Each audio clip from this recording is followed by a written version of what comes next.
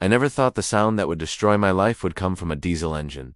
It started as a low, distant rumble, something that didn't belong in the quiet rhythm of my mornings. Every day for the past 2 years had been the same peaceful ritual. I'd wake at dawn, throw on my old Superman pajama pants, and brew coffee on my grandfather's rusted stove. Then I'd step out onto the porch of the cabin he built in 1955, the wood creaking under my bare feet, and sip from my favorite mug, a chipped one that said "World's Greatest Grandpa." The lake reflected the sunrise like glass, gold and pink streaks cutting across the surface. It was the kind of silence that healed you. No traffic, no voices, no deadlines. Just the soft lap of water and the whisper of trees. But that morning, that peace died. The rumble grew louder, heavier, until the windows started to shake. I frowned, stepping outside, shielding my eyes from the glare of the rising sun. At first I thought maybe someone was repairing a road nearby, but then I saw it. An excavator. A massive, yellow beast of a machine, parked 50 feet from my porch, facing my home like a predator deciding where to bite first. Diesel fumes rose around it in thick, gray clouds, and standing proudly beside it was a woman I'd only seen from a distance. A woman who would soon turn my life into rubble. She wore a stiff blue business suit that didn't fit quite right, the kind you'd find on clearance at a department store, and clutched a clipboard like it was a weapon. Her blonde hair was pulled back too tightly, her expression carved into a fake smile that didn't reach her eyes. "Excuse me?" I called out, jogging toward her barefoot through the grass. "What the hell is going on?" "That's my house. You're pointing that thing at..." She turned slowly, eyes scanning me from head to toe like I was a bug she'd found on her carpet. "Oh, you must be the occupant," she said sweetly, but there was poison under the sugar. "I'm Charlotte Maxwell, president of the Lakeview Homeowners Association." She gestured casually toward my cabin as if she were pointing at an old shed. "We're conducting an emergency beautification project to improve community standards. Unfortunately, this structure violates multiple aesthetic guidelines. It's being removed to make way for our new lakeside walking path." I blinked at her, speechless. My brain refused to process the words. "Wait, what? You can't just tear down my house. I live here. This is private property." Charlotte's smile didn't waver, but her eyes turned cold. "I'm afraid you're mistaken, Mr. Roberts." "Mark Roberts." "Yes, well, Mr. Roberts, according to HOA regulations, any structure that detracts from community standards may be removed after proper notification." She pulled a single piece of paper from her clipboard and held it out like it was the word of God. "This is your official notice. The demolition is scheduled for..." She checked her watch. Now, before I could even open my mouth to argue, the excavator's engine roared to life. The operator, a broad-shouldered man in a hard hat who avoided looking at Meg, gripped the controls. "Wait," I shouted. "You can't." The metal arm came crashing down. Wood exploded like gunfire. The porch splintered apart. The air filled with dust, sawdust, and the smell of diesel. My grandfather's hand-carved railing, the one he'd spent weeks perfecting, snapped like a Mac to CHSTICK.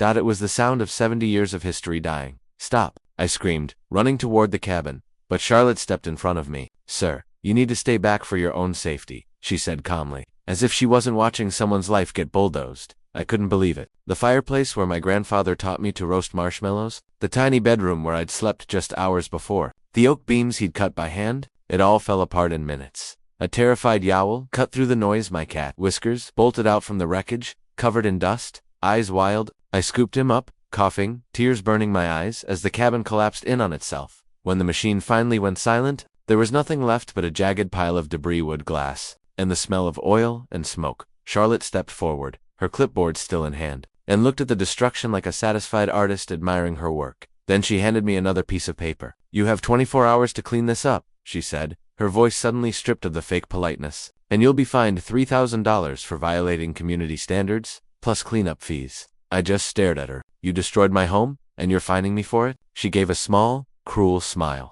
"Welcome to organized community living, sweetie." Then she turned and walked away, heels clicking against the dirt, leaving me standing there barefoot, holding a broken coffee mug, surrounded by the ruins of my life. I don't remember how long I stood there. The hours bled together until the sun dipped low over the lake. The air grew colder, and my cabin's shadow was gone because there was no cabin anymore. I sat in my pickup truck, staring through the windshield at the rubble. Every board, every nail, every memory gone, because one woman decided it didn't fit the aesthetic. That cabin wasn't just wood and nails. It was my last connection to my grandfather, the only family I had left. The man who raised me, taught me to work with my hands, taught me that land matters. And now it was gone. When the anger finally came, it came hot and sharp. My hands shook as I gripped the steering wheel. Who gave this woman the right? What kind of monster hides behind a title like HOA President and thinks it means godhood? I didn't have answers, but I knew one thing. I wasn't letting this go. By sunset I started knocking on doors. Most neighbors were polite but nervous. The moment I said her name, Shakluche Maxwell, their faces changed. "Don't mess with her," said Mrs. Peterson, a sweet older lady watering her flowers. "She's been running this HOA like her own kingdom since she moved here." Another neighbor, Bob, just shook his head. "She got the Johnsons last month, made them tear down their gazebo, said it wasn't architecturally consistent." Finally, Anna Williams, a retired librarian with silver hair and sharp eyes, invited me in. She poured me coffee and said quietly, "Charlotte's dangerous. Mark. She rewrote the bylaws. Her second month here. Now she fines people for having the wrong shade of mailbox. She's obsessed with control." Anna leaned forward, her eyes narrowing. "You want to know the truth? She's trying to turn this place into some high-end lakeside community to boost property values. Your grandfather's cabin didn't fit her dream." I clenched my fists. My grandfather's home, my inheritance, wasn't just an old cabin to her. It was an obstacle. Anna's voice softened. "She lost everything in her divorce last year. Big house, big life. Now she's trying to build her little empire here." And in that moment, I realized Charlotte wasn't just power-hungry. She was broken and she wanted everyone else to feel it. I thanked Anna and walked out into the cool night, the moonlight reflecting off the lake where my cabin used to stand. Charlotte? Maxwell thought she could bulldoze me out of my own life, but she'd just made the biggest mistake of hers.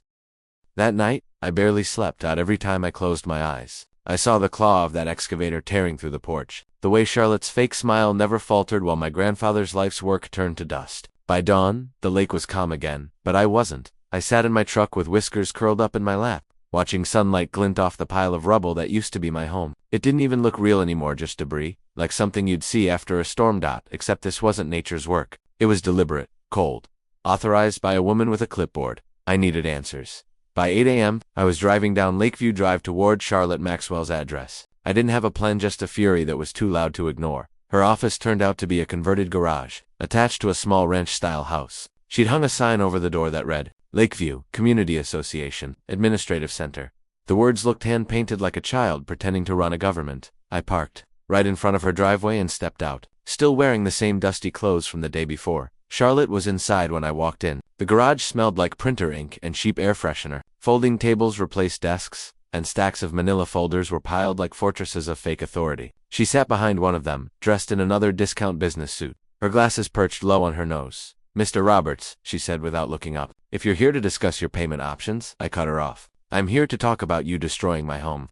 Charlotte's head lifted slowly. Her expression didn't change, but her eyes hardened. "As I explained yesterday, your structure violated multiple HOA standards. It was deemed an aesthetic hazard." "An aesthetic hazard?" I repeated, incredulous. "That cabin's been standing since 1955. My grandfather built it with his bare hands. You can't just roll in here with a bulldozer because it doesn't match your Pinterest board." Her lips twitched. "The HOA has full authority to act in the best interest of the community." "You were notified?" "No, I wasn't." I slammed my hand on the table, sending a stack of folders tumbling. "You never sent me anything. You tore down my house without permission, without a warning, without even checking the damn property lines?" Charlotte leaned back, unbothered. "The records show notification was delivered." "Show me." She hesitated just a flicker, but it was there. Then she picked up a single sheet of paper and slid it toward me. A generic notice, dated months ago, addressed to occupant. No name, no signature, no proof of delivery. "You call this legal?" I asked, holding it up. Charlotte smiled thinly. "I call it sufficient." For 30 minutes, I argued with her. Every sentence she spoke sounded like it came from a rulebook she'd written herself. She hid behind phrases like community standards and aesthetic integrity in emergency authorization. But the longer I stood there, the more I saw through her. Charlotte wasn't powerful, she was pretending. The office was a glorified garage. Her paperwork looked like it was printed on an old ink. She wasn't a leader. She was a bully in a blazer. I realized then, people like her survive because others give them power. Fear, compliance, silence. It's how empires like hers are built, and I wasn't going to stay silent. Charlotte handed me another form, her tone switching back to that fake sweetness. "You currently owe $5,000, she said. $3,000 for your violation, $2,000 for cleanup and disposal costs. You have 48 hours to pay or we'll pursue legal action." I laughed. "You demolished my home and you're threatening to sue me." She stood up, smoothing her suit jacket. "I do hope you'll choose to be cooperative, Mr. Roberts. It would be such a shame if this had to get complicated." I stepped closer until only the desk separated us. It already is. When I got back to my truck, Anna Williams was standing by her fence across the street, holding 2 cups of coffee. "How did it go?" she asked, though she could already tell from my face. "About as well as you'd expect," I said, taking the cup. "She wants $5,000, thinks she's doing me a favor." Anna nodded grimly, looking around to make sure no one was watching. "There's something you need to see," she said. "Something your grandfather left behind." Her basement smelled like dust and memory. She led me past shelves stacked with old boxes and jars, toward the far corner where an antique wooden chest sat half buried, under blankets. "Your grandfather gave me this 5 years ago," Anna said, brushing the dust off. "He told me if anyone ever messed with that cabin or the property, I was to give it to you." She lifted the lid. Inside, neatly organized in plastic sleeves, were old documents, maps, deeds, contracts, all carefully preserved. On top was a folded land survey from 1968. "Your grandfather was a meticulous man," Anna said. "He kept records of everything." I unfolded the survey on her workbench and froze. The map showed my grandfather's land outlined in black ink, but the boundaries didn't stop where I thought they did. They stretched far beyond the cabin, 200 feet of shoreline, running along the lake and wrapping around a section labeled Community Access Point. My pulse quickened. "Wait, this can't be right." Anna smiled faintly. "It is. Back in 1965, your grandfather bought the entire parcel. He subdivided it himself to create the neighborhood, but he kept the lakefront for the family. It's all still yours." I stared at the map, my mind spinning. "You're saying the entire shoreline, the beach, the docks, even the clubhouse are on my land?" "That's exactly what I'm saying," she replied. "Charlotte didn't just destroy your home, Mark. She did it on property that never belonged to her in the first place." I ran my fingers over the old ink lines, tracing the shape of the lake. My grandfather's voice echoed in my memory. "One day, this land will matter." Back then, I thought he meant something spiritual. Turns out, he meant it literally. That night, I sat in my truck again, staring at the deed under the dim glow of the dashboard light. Charlotte Maxwell had bulldozed my life on my land. She thought she was the queen of Lakeview, when the ground beneath her feet wasn't even hers. I thought about Anna's words, about my grandfather's foresight, about every ounce of humiliation I'd swallowed since that excavator tore through my cabin. And for the first time since it all started, I smiled, because now I had something Charlotte Maxwell didn't. Leverage. The next morning, I drove straight to the HOA Clubhouse, the nerve center of Charlotte's little empire. When I walked in, she was in the middle of a meeting with her board. They all turned to look at me, surprised. As I marched across the room, holding the old survey, "Mr. Roberts," Charlotte said sharply, "this is a private meeting." "Good," I said. "Then it's the perfect place for this conversation." I laid the map down on the table, my voice steady. "You see this line? Everything inside it, including this building, sits on my family's property. So unless you're planning on paying rent for the clubhouse, you're trespassing." The room went silent. Charlotte blinked, clearly not expecting that. "These documents could be fake," she snapped, grabbing the map. "Anyone can forge papers these days." "Funny," I said, "because these are signed, sealed, and filed with the county clerk's office. You can check for yourself." The board members exchanged nervous looks. One of them, a thin man with glasses, leaned forward. "Is that true?" "It is," I said. "And if you don't believe me, I'll be happy to call the county surveyor right now." Charlotte's jaw tightened, the mask of confidence cracking just enough for me to see the panic beneath it. For the first time, she didn't have a rule book to hide behind. For the first time, she wasn't in control. That night, she called an emergency community meeting. I could see the desperation in her eyes, even through the polite smile. She was scrambling to spin the story, to make me look like the villain. But she didn't realize the truth had already shifted, because that day, the man she thought she'd bulldozed into submission had walked into her office and reminded her, "You can't steal what was never yours." And soon, Charlotte Maxwell was going to learn what happens when you build an empire on someone else's land. By the next morning, I'd gone from being homeless to being the most dangerous man in Lakeview, even if nobody knew it yet. I parked my truck at the edge of what used to be my driveway and watched the lake shimmer in the morning light. It was calm again, peaceful, the same lake that had seen my grandfather's sweat and dreams. The same lake Charlotte Maxwell had turned into her personal empire, but now I had something she didn't. Proof that survey map Anna had shown me was more than a piece of paper. It was a weapon, one my grandfather had forged decades ago to protect this land. To protect us. At exactly 7 a.m., Anna Williams knocked on my truck window. She looked like she hadn't slept either, clutching a thermos of coffee and a folder thick with papers. "There's more," she said without a greeting, "about your grandfather's land. Something I didn't tell you yesterday because I wasn't sure you were ready." We walked back to her kitchen, the same warm, cluttered space where she'd first handed me the wooden box. On the table, she spread out another stack of documents, older this time, their edges yellowed and soft with age. "These," she said, tapping the top page, "are from 1965, the year your grandfather bought this land." I sat down slowly. The heading at the top of the first document made my heart skip. Edward Roberts Development Company. He wasn't just a homeowner, Anna said. He was the developer. He bought 200 acres of wilderness and turned it into this entire neighborhood. I blinked at her. "Which were saying he built all of this?" She nodded. "The roads, the drainage systems, the shoreline layout, everything. He designed it from scratch. But here's what most people never knew. He kept ownership of all the key pieces." She pointed to the old blueprints spread across the table. "See these areas shaded in red? That's the shoreline. The docks, the park, the boat launch, even the little island out there where the kids like to swim. All of that stayed in your family's name. I leaned forward, scanning the plans. Charlotte's Clubhouse. Anna smiled sadly. Built right on top of Robert's land. The words hit like thunder. Every community structure, every piece of property she used to control the residents was sitting on my land. And suddenly, it all made sense. Charlotte had bulldozed my cabin, claiming it was on community grounds. She'd fined me, threatened me, humiliated me, all while standing on ground she didn't even own. She thought she was a queen, but she'd built her castle on my grandfather's foundation, literally. I ran my hand over the old blueprint, tracing the neat handwriting. Every road name, every plot number, every curve of the lake was drawn with the precision of a craftsman.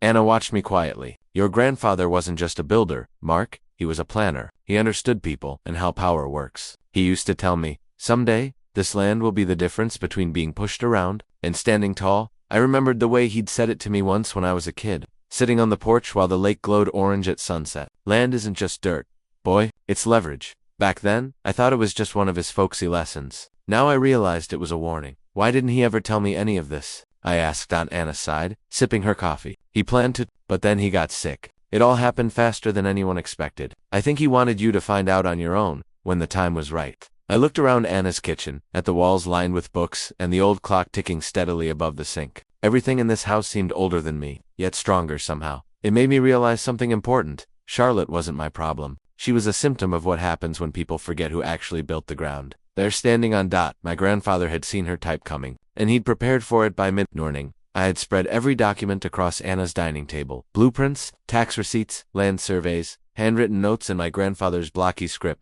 I spent hours cross-referencing the details, verifying parcel numbers, checking property lines. It was all there. Legit, legal, ironclad, the land where the lakefront walkway now sat. Mine the beach, where the HOA held their annual barbecue. Mine, the docks, mine, and the so-called community clubhouse. Absolutely, 100% mine. Charlotte Maxwell hadn't just overstepped her authority, she'd committed full-blown trespassing, destruction of private property, and misuse of community funds. And the best part? She didn't even know it yet. By afternoon, the whole neighborhood was buzzing. Word travels fast in small communities, especially when someone like Charlotte is involved. I could feel it in the air. Curiosity, tension, whispers. People wanted to know if it was true.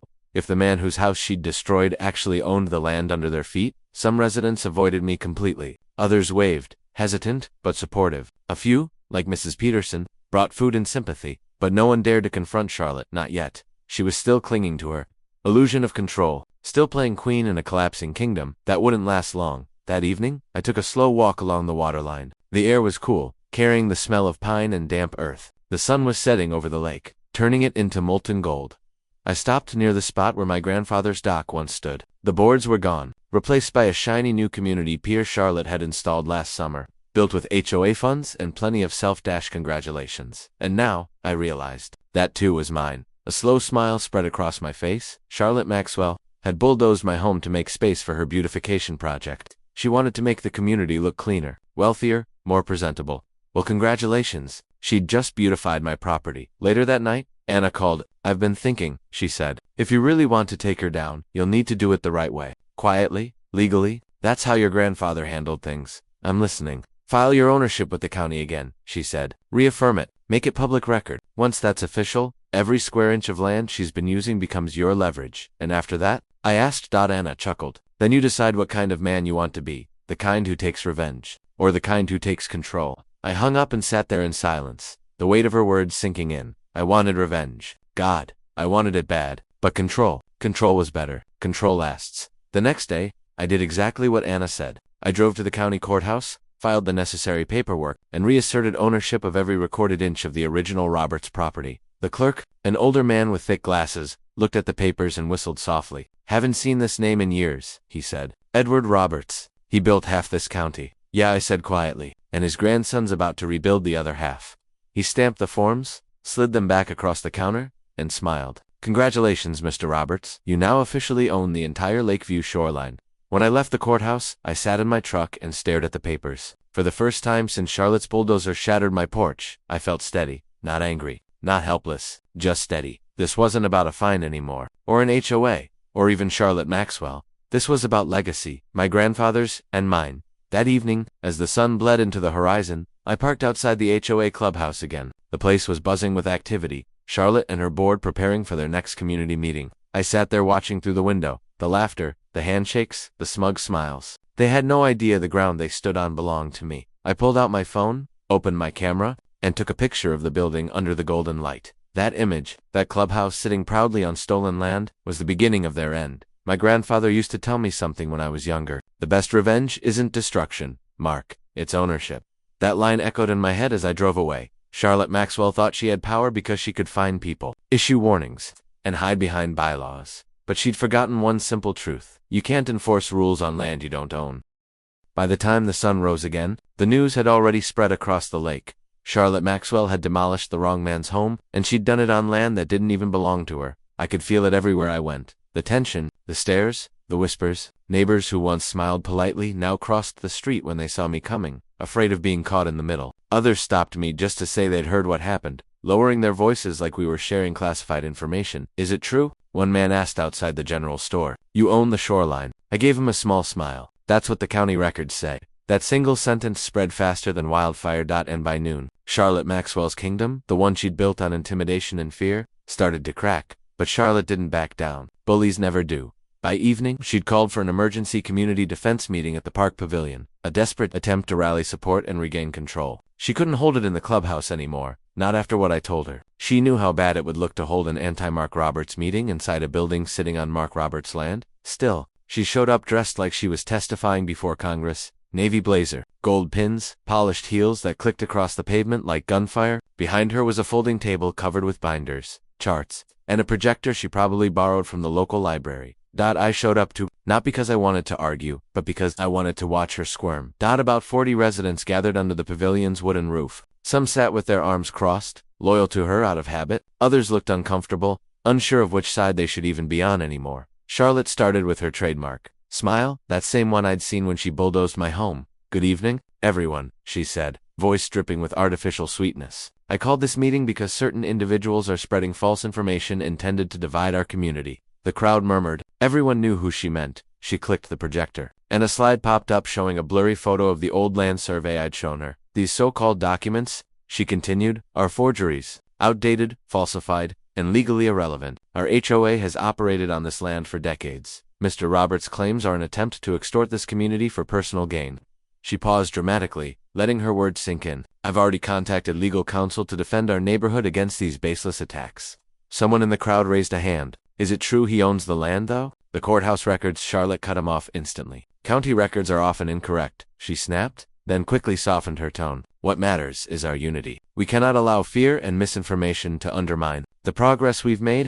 She kept talking about community spirit, protecting property values, and outsiders threatening harmony. But every word sounded weaker than the last dot. When she finally invited questions, I stood up. Dozens of heads turned. Some looked relieved that I'd spoken. Others, terrified. I took a deep breath. Charlotte, I said, keeping my tone calm. You keep calling me an outsider, but I was born here. My grandfather built this community, literally. He developed the roads, the shoreline, everything you're standing on, and unlike your speeches, I can prove it.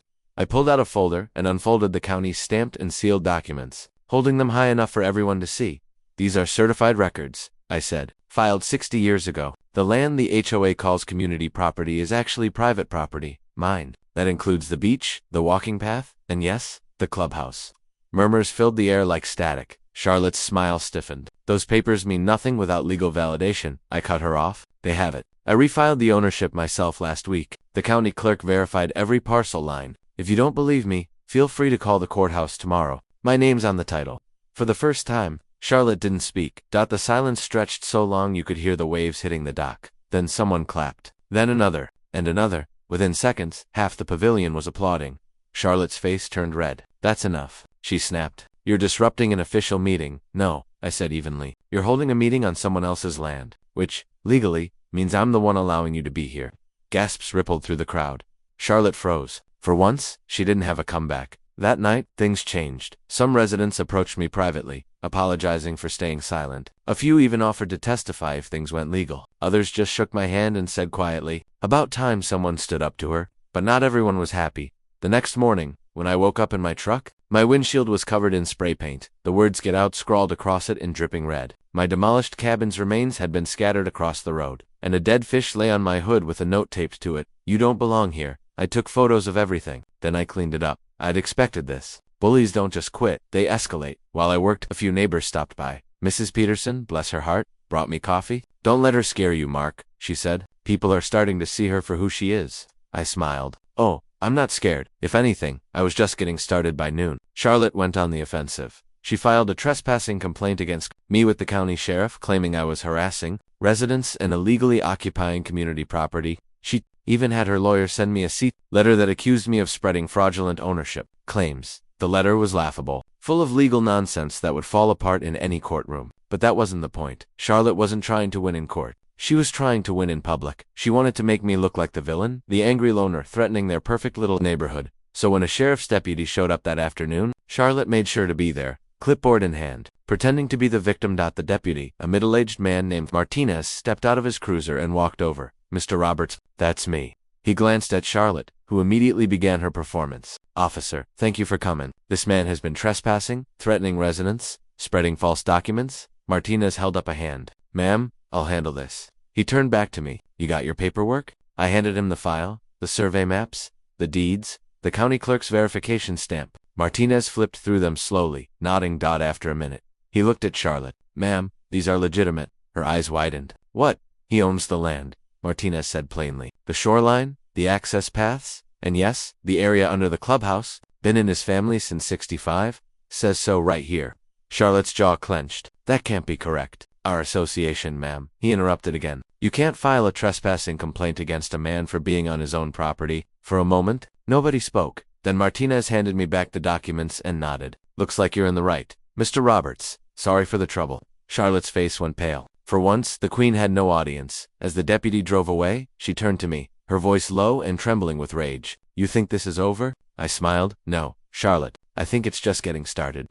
That evening, I parked across from the clubhouse again and watched as the board members filed out one by one. Charlotte stood alone on the porch, staring out at the water, her reflection flickering in the lake like a broken mirror. She'd built her empire on borrowed land, and now the ground was vanishing beneath her feet. I didn't feel pity. I didn't feel guilt. What I felt was balance, because for the first time in a long time, the power was mine, and I was going to make damn sure she never forgot it.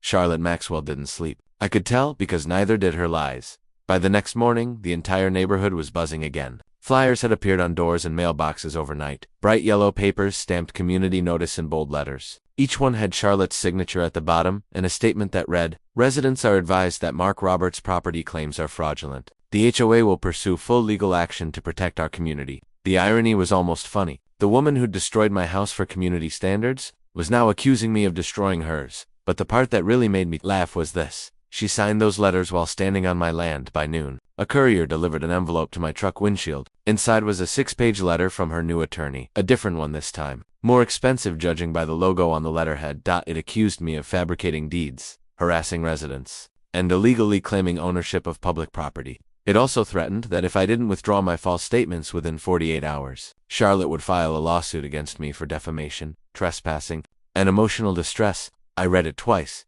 then smiled. Because it was exactly what I wanted her to do. That afternoon, Charlotte made sure to stage another performance for the neighborhood. She walked up and down the lakeside path, clipboard in hand, accompanied by her lawyer, a short, sweating man who looked like he regretted his life choices. She stopped to talk to everyone she could, shaking her head, gesturing dramatically toward my demolished cabin, spinning her version of the story. She's trying to control the narrative, Anna said when she stopped by my truck that evening. She thinks if she talks loud enough, truth will start to sound like noise. Then it's time to make the truth louder, I replied. The next morning, I got a call from the county courthouse. Sure enough, Charlotte Maxwell had filed a civil lawsuit against me. Her complaint claimed that my grandfather's property documents were forgeries, that the land had long since been transferred through implied public use, and that my accusations had caused her severe emotional distress. The filing even demanded a restraining order, preventing me from entering community grounds, meaning my own property. I laughed so hard I spilled my coffee. But as ridiculous as it sounded, I knew exactly what Charlotte was doing.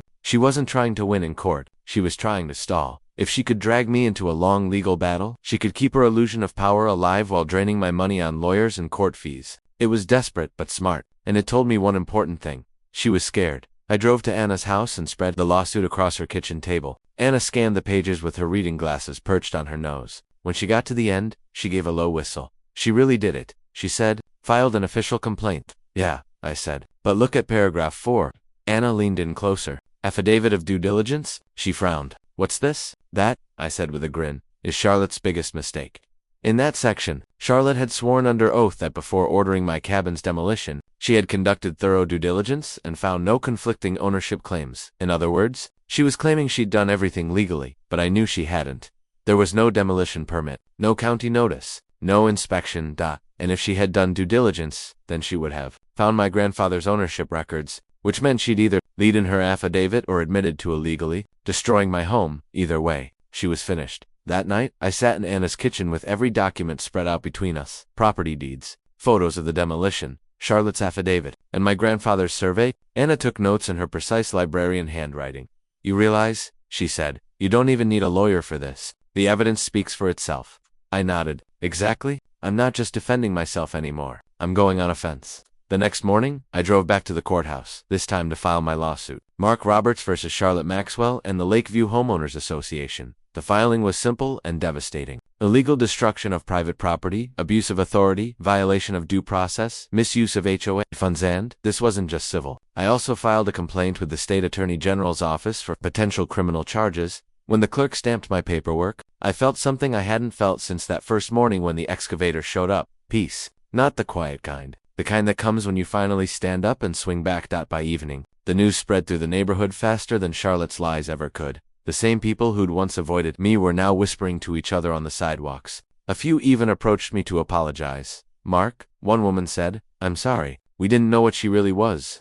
I smiled. You're about to find out. Because that day, the court served Charlotte Maxwell with a lawsuit, right in front of her beloved HOA board. Anna told me she saw it happen from across the street. Charlotte opened the envelope, turned red, then white, then stormed back into her house like a tornado wearing heels. For the first time, she wasn't in control. The next few days were chaos. Charlotte stopped walking around with her clipboard. Her official notices disappeared from the mailboxes. The HOA board started to fracture some siding with her, others quietly distancing themselves. Then one evening, I heard a knock on my truck window. It was Adam Bradley, one of her board members, a thin, nervous guy who always looked like he was about to confess to something. He glanced around before leaning close. Look, Mark, he whispered, we can work this out. Charlotte doesn't have to know. How much would it take for you to just walk away, take your land, and leave? I stared at him for a long moment. You're offering to pay me off. Not pay off, he said quickly. Compensate. For your trouble. I almost laughed. You tell Charlotte this. She bulldozed the wrong guy. I'm not selling my land, and I'm sure as hell not going anywhere. Adam's face tightened. Then I hope you're ready for what comes next. I smiled coldly. I've been ready since the day she tore down my cabin. The next week, Charlotte's attorney filed a motion trying to dismiss my case. It failed. The judge scheduled a hearing, and that's when the real war began. Charlotte started showing up to every pre-trial conference dressed like she was auditioning for a legal drama. Tailored suits, pearls, folders. She didn't understand but pretended to. She spoke in rehearsed phrases about protecting community integrity. Her lawyer did most of the talking, but even he couldn't hide the cracks. My case was airtight. And worst for them, her own affidavit was the nail in her coffin. She'd admitted to acting without a demolition permit. She'd admitted to knowing who I was. And she'd admitted, on record, that she gave no notice before ordering the bulldozer. It wasn't just arrogance anymore. It was evidence. The day before the hearing, I parked by the lake and looked out at the water. The reflection of the sun danced across the ripples, calm and steady. The same lake that had watched me lose everything, and now watched me take it back. I thought of my grandfather again, of the way he used to rest his hand on my shoulder and say, land remembers. Mark, it always remembers who takes care of it and who abuses it. He'd been right. Charlotte Maxwell thought she owned this lake. She thought she owned the people, but she'd forgotten something. You can't own what was never yours, and you can't bully the land into obedience. The next morning, as I stood outside the courthouse steps, the wind carried the faint smell of pine and water. I tightened my grip on the folder of evidence and looked up at the tall brick building. Inside those walls, Charlotte's empire was about to crumble. I wasn't nervous. I wasn't angry. I was ready, because sometimes justice doesn't come from rage, it comes from patience, and mine had finally run out. The morning of the hearing felt colder than usual. The lake was still, like it was holding its breath, waiting. I stood by my truck, buttoning the only clean shirt I had left. Anna handed me a thermos of coffee and gave that soft, steady smile that always reminded me of my grandfather's patience. You ready? She asked. I nodded. Been ready since the bulldozer hit the porch. We drove in silence to the county courthouse. The closer we got, the heavier the air felt. This wasn't just a property dispute anymore. It was about respect, legacy, and every small-town bully who ever thought a title gave them power. When we arrived, Charlotte Maxwell was already there, standing on the courthouse steps like she owned them. She wore a charcoal gray pantsuit and sunglasses, even though the sky was overcast. Her lawyer stood beside her, flipping through a briefcase, whispering instructions that she clearly wasn't listening to. When she saw me, she smiled, that tight, rehearsed smile that didn't reach her eyes. "Good morning, Mr. Roberts," she said coolly. "Here to waste more of the court's time." I smiled back. "No, ma'am, just here to take mine back." The courtroom was smaller than I expected. Old wooden benches, the faint smell of dust and polish. A handful of neighbors filled the back rows, whispering among themselves. At the front, the judge, an older man named Harold Klein, sat behind the bench, his silver hair perfectly combed, his patience worn thin from decades of small-town drama. "Case number 2458, he said, adjusting his glasses. "Roberts versus Maxwell and the Lakeview Homeowners Association." Charlotte's attorney rose first. Confident, he began his opening statement with legal jargon and emotional flair, painting Charlotte as a dedicated community leader unfairly attacked by a disgruntled man clinging to outdated paperwork. He talked about public good, collective rights, and preserving the neighborhood's vision. I let him talk, because the longer he spoke, the more he sounded like what he was, a man defending fiction.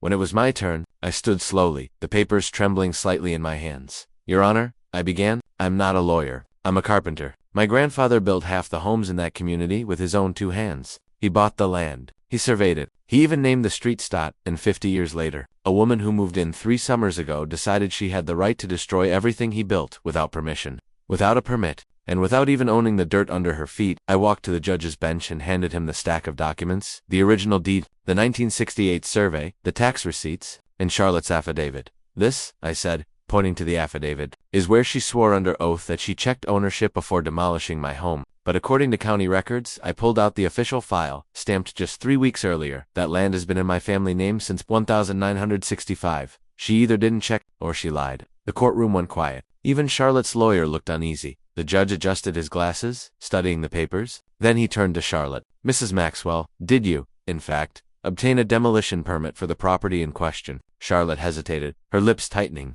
"Your Honor, as HOA President, I was acting under community authority," the judge interrupted, voice firm. "A simple yes or no will do." Charlotte's eyes darted toward her lawyer. "No, Your Honor." The murmurs in the courtroom grew louder. "And did you confirm legal ownership of the parcel before authorizing the demolition?" Charlotte swallowed hard. "We believed," answered the question. She looked down. "No, Your Honor." The judge leaned back in his chair, the silence heavy and unforgiving. "Mrs. Maxwell," he said slowly, "you destroyed a man's home without permit, without verification, and on property that legally belonged to him. That is not an HOA function. That is a violation of both county code and state law." Charlotte's lawyer jumped in, desperate to salvage what was left. "Your Honor, we ask for leniency. My client was misled by faulty records and believed she was acting in the community's best interest." The judge slammed his gavel once. "Enough. I've seen the documents. The ownership is clear. The HOA had no authority over this property." He turned to me. "Mr. Roberts, I'm ordering immediate restitution for the full value of your home and personal damages. Additionally, I'm issuing an injunction prohibiting the HOA from operating or collecting dues on any land within your deeded property." Gasps filled the courtroom. Charlotte froze, her mouth open, face pale. The empire she'd built on arrogance and fear had just collapsed in a single sentence. When court adjourned, people crowded around me. Some shook my hand, some apologized. A few simply looked relieved, like a dark cloud had finally passed. Charlotte stormed out of the courtroom without a word. Her lawyer followed, muttering into his phone. Anna stood beside me, tears in her eyes. "Your grandfather would be proud," she whispered. "Yeah," I said quietly. "He built this place to last, and now it finally will." That evening, I drove back to the lake. The air was crisp, the water glassy. I parked near where my cabin had once stood. The ground was still scarred from the bulldozer's treads, but for the first time, it didn't hurt to look at it because now I saw something different, not loss. But beginning. In my hand, I held the judge's signed order. In my other, the old key my grandfather had given me years ago, the one he'd said would always open home. I didn't know what I'd build next, a new cabin, maybe a workshop, maybe nothing for a while, but whatever I built, it would be mine again. The next morning, Charlotte's for sale sign appeared in her yard. By the end of the week, she was gone. The HOA disbanded shortly after. Half the board resigned, the other half too embarrassed to continue. The lake got quiet again. No more fines, no more threats, just the sound of the wind and water, like it had been when my grandfather first broke ground here. A few months later, I rebuilt the cabin. Not identical, smaller, simpler, but the porch was the same. The view was the same. One morning I sat there with a mug of coffee, watching the sunrise paint the lake gold. Anna walked over with her usual thermos. "So," she said, smiling, "what now?" I looked out at the water. "Now," I said, I take care of it, like he did. As the lights stretched across the lake, I could almost hear my grandfather's voice again. Steady. Proud.com. You don't fight to own land, boy. You fight to earn it. And once you do, you protect it from anyone who thinks they can take it. I smiled, because that fight was finally over. Charlotte Maxwell had taken everything from me once. But in trying to destroy my home, she'd handed me something bigger, the truth, the proof, and the power, to make sure nobody ever tried it again. The lake was mine. The land was mine. The peace, finally mine too.